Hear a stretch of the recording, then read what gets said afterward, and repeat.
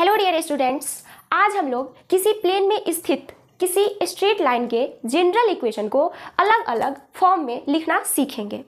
तो स्टूडेंट्स, हम लोग जानते हैं कि दो वेरिएबल वाली लीनियर इक्वेशन का standard form ax1 plus by1 या फिर y ही रहने दीजिए, ax plus by plus c is equal to 0 होता है। दो वेरिएबल वाले लीनियर इक्वेशन का स्टैंडर्ड फॉर्म ये होता है जहाँ पे a, b और c रियल नंबर्स होते हैं, ठीक है, और ये x और y वेरिएबल है। अब इस इक्वेशन में a और b एक साथ 0 नहीं होता है। जैसे मान लीजिए कि 5x plus 2y plus 10 is equal to 0, ये एक दो वेरिएबल का लीनियर इक्वेशन है। मैं अभी बोली कि a और b एक साथ 0 नहीं होता है। अगर आप a और b को एक साथ 0 ले लेंगे, मतलब यहाँ पर x का कोफिशिएंट भी 0 और y का कोफिशिएंट भी 0 ले लेंगे, तो ये 0 प्लस 10 इज इक्वल टू 0 हो जाएगा, जो कि रॉन्ग है ना। तो इसीलिए हम a को 0 ले सकते हैं, b को भी 0 ले सकते हैं, पर एक साथ 0 नहीं ले सकते, मतलब a और b एक साथ 0 नहीं होता है, ठीक है। और हम लोग जानते हैं कि दो वेरिएबल वाले लीनियर इक्वेशन या लीनियर इक्वेशन को, इस लीनियर इक्वेशन का जब हम ग्राफ ड्रॉ करते हैं तो वो ग्राफ हमेशा एक स्ट्रेट लाइन होता है। हम लोग इस तरह का काम पिछले क्लास में कर चुके हैं। तो देखिए, ये इक्वेशन से हमें हमेशा स्ट्रेट लाइन मिलता है, ठीक। जैसे इस इक्वेशन से हमें स्ट्रेट लाइन L मिला जब हम इसका ग्राफ ड्रॉ किए तो, ठीक है। अब देखिए, चूंकि अब लीनियर इक्वेशन का ग्राफ स्ट्रेट लाइन होता है, इसका मतलब है कि स्ट्रेट लाइन का equation ax plus by plus c is equal to 0 होगा, और इसी इक्वेशन को हम लोग कहते हैं स्ट्रेट लाइन का जनरल इक्वेशन, ठीक है। तो ये स्ट्रेट लाइन का जनरल इक्वेशन है। तो मैं यहाँ पर इस स्ट्रेट लाइन के जनरल इक्वेशन को यहाँ लिख देती हूँ। जनरल इक्वेशन इस स्ट्रेट लाइन का क्या होगा? ax plus by plus c is equal to 0 where a b c are real numbers, ठीक है। और हाँ, a और b एक साथ 0 नहीं होता है। अरे बात समझ में? तो ये है इस लाइन का जनरल इक्वेशन है। हम लोग इस जनरल इक्वेशन को अलग अलग फॉर्म में लिखना सीखेंगे। अब इसे अलग अलग फॉर्म में कैसे लिखेंगे, इसका क्या मतलब है? मतलब ये जो इक्वेशन है ना, इसे हम स्लोप इंटरसेप्ट फॉर्म में लिखना सीखेंगे। इस इक्वेशन को हम लोग इंटरसेप्ट फॉर्म में लिखना सीखेंगे, और इस इक्वेशन को हम लोग नॉर्मल फॉर्म में लिखना सीखेंगे। तो आप लोग वो सारा फॉर्म पढ़ चुके थे।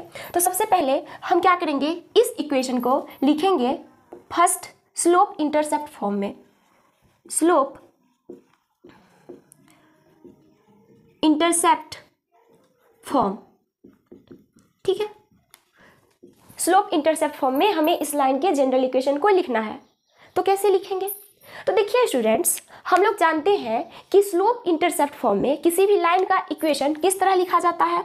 y is equal to mx plus c, जहाँ पे m इस इक्वेशन के द्वारा जो स्ट्रेट लाइन रिप्रेजेंट होता है उस लाइन का स्लोप होता है, और c y इंटरसेप्ट को रिप्रेजेंट करता है। तो ये होता है स्लोप इंटरसेप्ट फॉर्म, ठीक है। हमें इस इक्वेशन को इस फॉर्म में लिखना है। तो इस फॉर्म में हम कैसे लिखेंगे? आप देख रहे हैं कि यहाँ पर y का कोफिशिएंट 1 है, ठीक है ना। तो यहाँ पे भी हमें y का कोफिशिएंट 1 करना पड़ेगा इस इक्वेशन को इस फॉर्म में लिखने के लिए। मतलब हमें इस पूरे इक्वेशन में b से डिवाइड करना पड़ेगा, तब तो y का कोफिशिएंट 1 होगा ना। और b से आप तब ही डिवाइड करेंगे जब b 0 के इक्वल नहीं होगा, क्योंकि जब हम किसी नंबर से किसी एक्सप्रेशन में डिवाइड देंगे तो वो नंबर जो है डिनोमिनेटर वाला, वो नॉन जीरो नंबर होना चाहिए, मतलब 0 नहीं होना चाहिए, ठीक है। क्योंकि अगर 0 हो जाएगा डिनोमिनेटर तो फिर अनडिफाइंड हो जाएगा, है ना। तो हमें क्या करना पड़ेगा, लिखना होगा if b is not equal to 0। b क्या है? y का कोफिशिएंट है। अगर b 0 के इक्वल नहीं है तब आप इस इक्वेशन को क्या लिख सकते हैं? ax plus by plus c is equal to 0, जो कि लाइन L का जनरल इक्वेशन है, ठीक है। तो देखिए, जब b 0 के इक्वल नहीं है तो हम इस पूरे में b से डिवाइड दे सकते हैं। तो हम लिखेंगे ax by B plus by by B plus c by B is equal to 0 by B. ठीक है, दोनों साइड क्या किया, LHS और RHS में b से डिवाइड कर दिए। अब जरा देखिए यहाँ से हमें क्या मिलेगा, ax by B plus y plus c by B is equal to 0, और यहाँ से आप लिख सकते हैं y is equal to minus a by B X और माइनस c बाई बी। आ रही बात समझ में? या फिर आप यहाँ पे प्लस देख के इसमें माइनस लगा सकते हैं। तो देखिए ये जो फॉर्म आया है ना, ये वाला, ये y is equal to M X plus C के फॉर्म का आया है, मतलब ये है स्लोप इंटरसेप्ट फॉर्म। आप इसका कंपेयर इस इक्वेशन से कीजिए तो आपको क्या मिलेगा, m is equal to minus A by B and c is equal to minus c by B. ये स्मॉल c है जो कि y इंटरसेप्ट को रिप्रेजेंट करता है। ठीक है, और ये कैपिटल C ये है, कांस्टेंट टर्म है इस इक्वेशन का। ठीक है, तो देखिए ये जो फॉर्म आया है यही है slope intercept form, slope intercept form.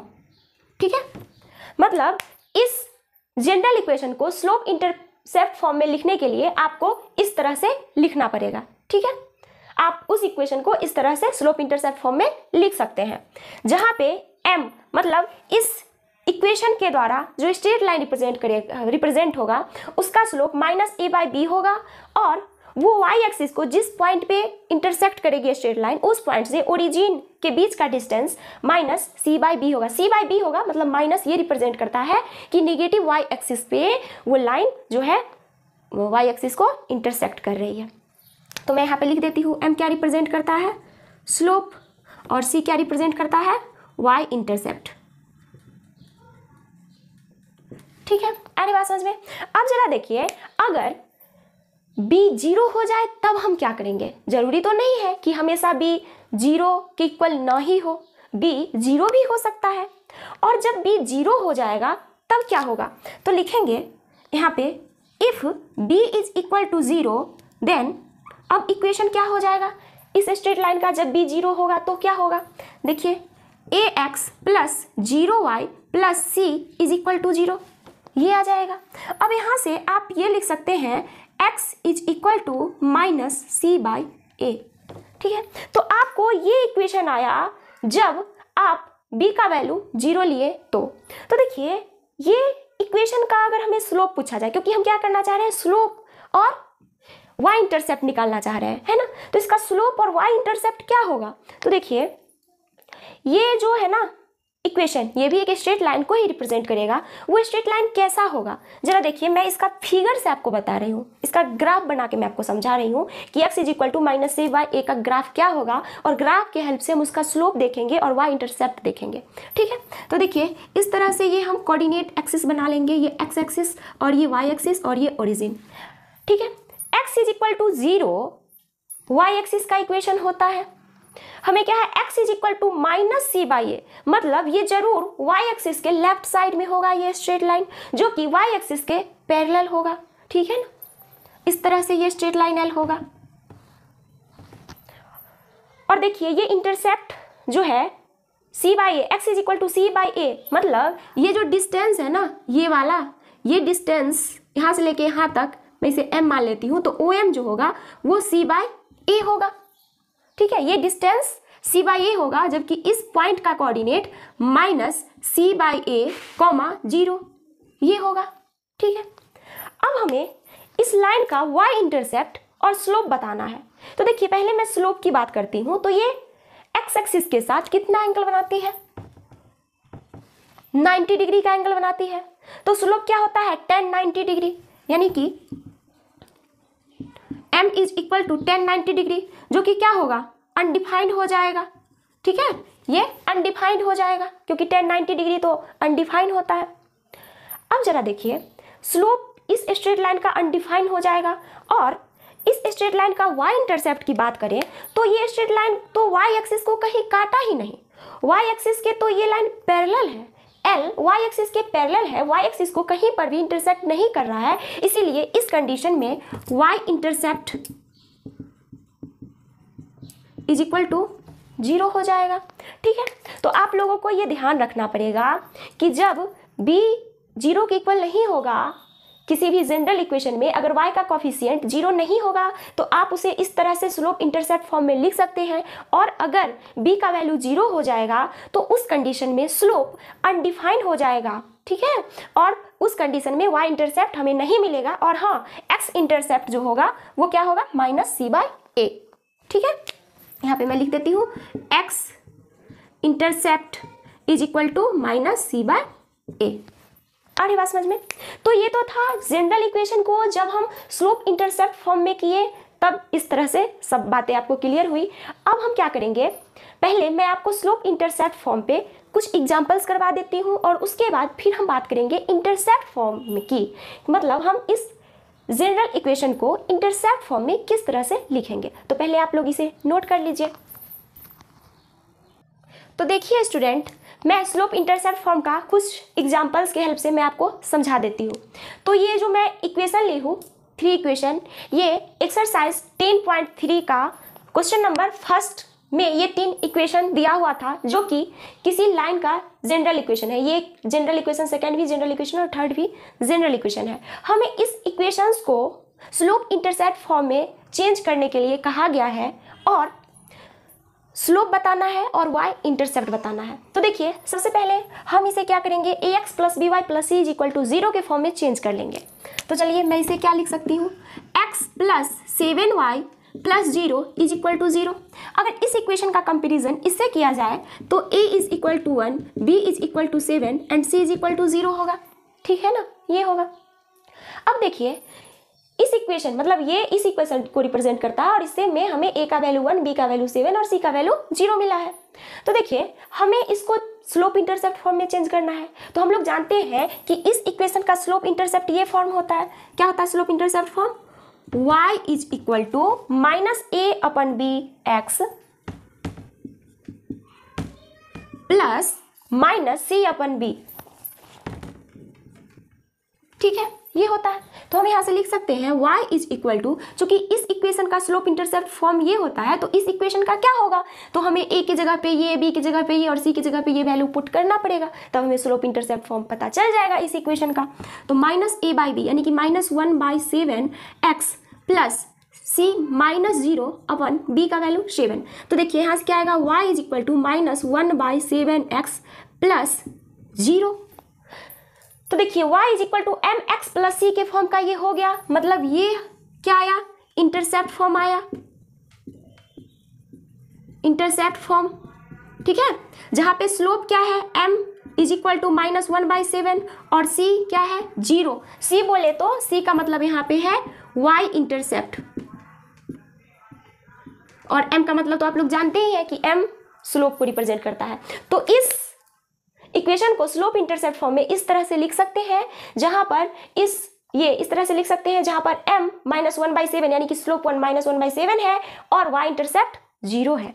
ठीक है ना, और वैसे भी आप इसे अगर ग्राफिकली समझे तो x + 7y = 0, ये हमें इक्वेशन दिया हुआ था। तो देखिए, इसमें कांस्टेंट टर्म नहीं है। तो मैं आप लोगों को बताई थी कि जब इक्वेशन में कांस्टेंट टर्म ना रहे तो इसका मतलब है कि वो इक्वेशन जिस स्ट्रेट लाइन को रिप्रेजेंट करेगा वो स्ट्रेट लाइन ओरिजिन से पास होगा। ठीक है, और जब स्ट्रेट लाइन ओरिजिन से पास होगा तो बताइए उसके पास x या y इंटरसेप्ट होगा क्या, कोई इंटरसेप्ट नहीं हो पाएगा।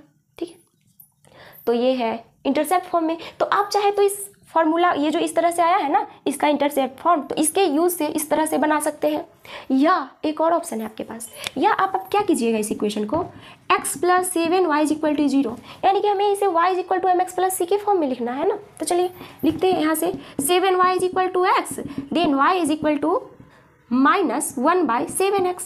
ठीक है, ये आया। अब यहाँ पे y = mx + c के फॉर्म में लिखना है, तो इस तरह से लिख दीजिए। तो मैं इसके हेल्प से इस इक्वेशन को इस तरह से बता दी। ठीक है, और आप ऐसे भी निकाल सकते हैं, आपको जो अच्छा लगे उससे आप कर सकते हैं काम। ठीक है, दूसरा इक्वेशन क्या है, 6x + 3y - 5 = 0। तो मैं चाहूँ तो इसका यूज करके मैं आपको इस इक्वेशन को स्लोप इंटरसेप्ट फॉर्म में लिख के बता सकती हूँ, या फिर डायरेक्टली आप ये कर सकते हैं। ये इक्वेशन सेकेंड था ना, क्या था, 6x + 3y -5 is equal to 0। हमें इसे किस फॉर्म में लाना है, y is equal to M X plus C के फॉर्म में। तो हमें क्या करना होगा, आप इसे क्या लिख सकते हैं, 3y is equal to -6x plus 5। अब देखिए हमें y is equal to -6/3x plus 5/3 इस तरह से लिख सकते हैं। y is equal to -2x plus 5/3। ठीक है, तो ये जो -2 आया है ना, ये स्लोप आया है, m का वैल्यू आया है। -2 क्या है, स्लोप है, और 5/3 क्या है, y इंटरसेप्ट है। आ रही बात समझ में। तीसरा इक्वेशन क्या है, y इज इक्वल टू 0, और हम लोग जानते हैं कि y इज इक्वल टू 0 तो x एक्सिस का इक्वेशन होता है, और x एक्सिस का स्लोप क्या होता है, 0, है ना, क्योंकि x एक्सिस के साथ जो एंगल बनाएगी वही स्लोप होगा, और x एक्सिस के साथ तो 0 डिग्री का एंगल बनाएगी। मतलब स्लोप हमें इस कंडीशन में क्या आएगा, क्योंकि x एक्सिस है ना, ये x एक्सिस का इक्वेशन तो y इज इक्वल टू 0 होता है ना, y इज इक्वल टू 0, तो इसके स्लोप क्या होंगे, इस इक्वेशन के slope m is equal to 0, और y इंटरसेप्ट क्या होगा। अब देखिए y इंटरसेप्ट को तो ये कट ही नहीं करती है कहीं पर भी, तो y इंटरसेप्ट भी c, यानी कि c भी क्या होगा, 0 होगा। आ रही बात समझ में। तो इसे आप लोग बहुत अच्छे से बना लीजिएगा, ठीक है। मतलब फर्स्ट को मैं इस तरह से बनाई हूँ यहाँ पर, फिर यहाँ बनाई हूँ, फिर सेकेंड को मैं यहाँ बनाई हूँ, और थर्ड को तो मैं बस समझा दी हूँ कि कैसे क्या हुआ। तो आप लोग समझ गए होंगे कि किसी भी जनरल इक्वेशन को स्लोप इंटरसेप्ट फॉर्म में कैसे लिखा जाता है और उसका क्या मीनिंग होता है। तो ठीक है, अब हम लोग जनरल इक्वेशन को ये इंटरसेप्ट फॉर्म में चेंज करेंगे, ठीक है।